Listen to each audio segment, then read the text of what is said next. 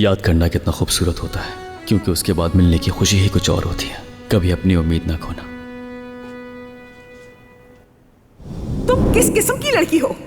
वो दोनों एक दूसरे को कजन समझते ही नहीं थे, सगे भाइयों की तरह रहते थे। मेहमत की शादी की तैयारियां चल रही थी और तुमने अचानक उमर को बीच में लाकर खड़ा कर दिया। तुम्हारी वजह से दोनों के ताल्लुकात खराब हुए।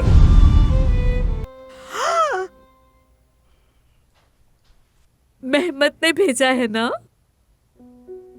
कितना स्वीट है, देखो। आने से पहले ही उसने तुम्हें फूल भिजवा दिए। अच्छा, आज और मेहमत ने जो फूल भेजे उसका बहुत शुक्रिया। कितनी मोहब्बत वाला और शरीफ बच्चा है। मेरी तरफ से उसको शुक्रिया कह दीजिएगा जरूर। हाँ, कह दूंगी। हाँ, बिल्कुल कह दूंगी गुलशा। चलो तो फिर रात को खाने पे मिलते हैं।